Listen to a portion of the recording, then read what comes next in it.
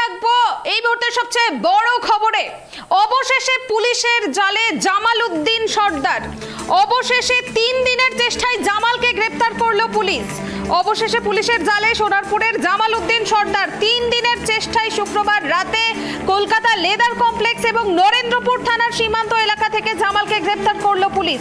শনিবারই তাকে বারুইপুর মহকুমা আদালতে হাজির করানো হবে। গত 7 জুলাই জামালের বিরুদ্ধে সোনারপুর থানায় একটি অভিযোগ দায়ের হয়। সেখানে সালিশি সভার নামে এক মহিলার পায়ে শিকল বেঁধে মারধর করা হয়েছে বলে জানানো হয়েছিল। ওই ঘটনায় জামালের 2 সঙ্গী মুজিদ খাঁ এবং অরবিন্দ সর্দারকে আগেই গ্রেফতার করে সোনারপুর থানার পুলিশ। কিন্তু মঙ্গলবার থেকে জামালের খোঁজ মিলছিল না। একের পর এক গ্রামবাসী তার বিরুদ্ধে সালিশি সভা বসিয়ে হেনস্থা তোলাবাজির অভিযোগ জানাতেই পলাতক ছিলেন দক্ষিণ 24 পরগনার সোনারপুরের প্রতাপনগর গ্রাম পঞ্চায়েতের ওই বাসিন্দা। অবশেষে পুলিশের জালে সোনারপুরের জামাল উদ্দিন সর্দার। আমরা বিস্তারিত জানবো। টেলিফোন লাইনে রয়েছেন ট্রাইব টিভির প্রতিনিধি গোপাল শীল। গোপাল, অবশেষে পুলিশের জালে জামাল উদ্দিন, কি জানা যাচ্ছে বিস্তারিত জানাও আমাদের। কোথা থেকে তার খোঁজ মিলল?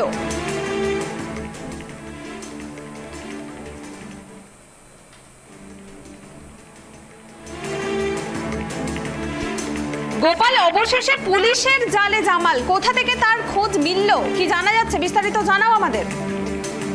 দেখুন, আমি তোমাকে বলে রাখি, সোনারপুরের জামাল অবশেষে পুলিশের জালে। পুলিশের জালে কখন? মাত্র কয়েক ঘন্টা আগে নরেন্দ্রপুর থানার বর্ডার এবং লেদার কমপ্লেক্স থানা অর্থাৎ কলকাতার বর্ডার থেকে তাকে গ্রেফতার করা হয়েছে। তোমাকে আমি বলে রেখেছিলাম, আমরা যে জামালের খোঁজ যে পুলিশ চালাচ্ছে, গোপনে তদন্ত চালিয়েছে, সোর্স লাগিয়েছে, সেটা কিন্তু সত্যি হলো। যেটা দেখা যাচ্ছে বারুইপুর পুলিশ জেলার পুলিশ অর্থাৎ তাদের আন্ডারে যে থানাগুলো রয়েছে, তারা যে আদা জল খেয়ে লেগেছিল জামালকে গ্রেফতার করতে।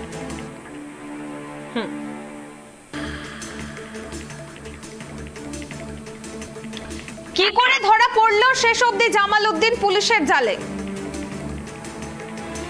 একদম পুরানি শেষ পর্যন্ত জামাল পুলিশের জালে। আগামীকাল তাকে বারুইপুর আদালতে তোলা হবে, 14 দিনের জেল কাস্টডির জন্য আবেদন করা হবে। ধন্যবাদ গোপাল। আপনাদের আবারও জানিয়ে রাখি, অবশেষে পুলিশের জালে জামাল। 3 দিন তল্লাশির পর সোনারপুরের সর্দার পাকড়াও নরেন্দ্রপুরে 3 দিনের চেষ্টায় শুক্রবার রাতে কলকাতা লেদার কমপ্লেক্স এবং নরেন্দ্রপুর থানার সীমান্ত এলাকা থেকে জামালকে গ্রেফতার করেছে পুলিশ। শনিবারই তাকে বারুইপুর মহকুমা আদালতে হাজির করানো হবে। এ বিষয়ে পুলিশ কি জানিয়েছে শুনবো আমরা। জামালটা তো অ্যারেস্ট হলো আজকে, ঠিক আছে। আমরা চন্দনেশ্বর আর আমাদের সোনারপুরের যে বর্ডার ছিল ওখান থেকে আমরা অ্যারেস্ট করলাম।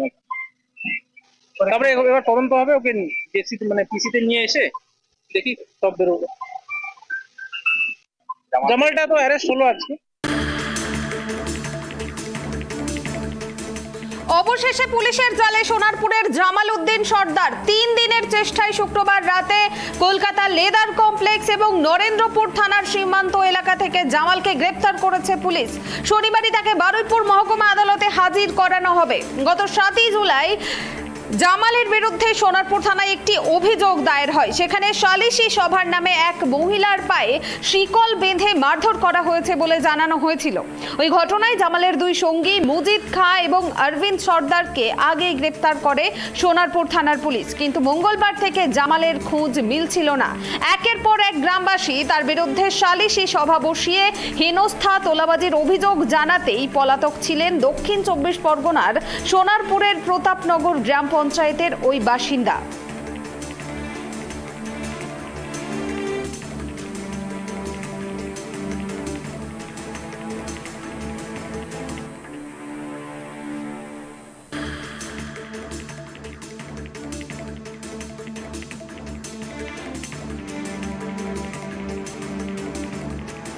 আপনাদের আরো একবার জানিয়ে রাখবো, অবশেষে পুলিশের জালে জামাল। গত 7 জুলাই জামালের বিরুদ্ধে সোনারপুর থানায় একটি অভিযোগ দায়ের হয়েছিল। সেখানে সালিশি সভার নামে এক মহিলার পায়ে শিকল বেঁধে মারধর করা হয়েছে বলে জানানো হয়েছিল এবং ওই ঘটনায় জামালের 2 সঙ্গী মুজিদ খাঁ এবং অরবিন্দ সর্দারকে এর আগেই গ্রেপ্তার করেছে সোনারপুর থানার পুলিশ, কিন্তু মঙ্গলবার থেকে জামালের কোনো খোঁজ মিলছিল না। একের পর এক গ্রামবাসী তার বিরুদ্ধে সালিশি সভা বসিয়ে হেনস্থা তোলাবাজির অভিযোগ জানাতেই পলাতক ছিলেন জামাল। বুধবার জামালের বিরুদ্ধে সোনারপুর থানায় নতুন একটি এফআইআর দায়ের হয়। সেখানে হেনস্থা এবং তোলাবাজির অভিযোগ করেন রুবিজান বিবি নামে এক অভিযোগকারী। তার অভিযোগ, টাকা দেওয়ার পরেও শিকল বেঁধে তাকে মারধর করা হয়েছিল।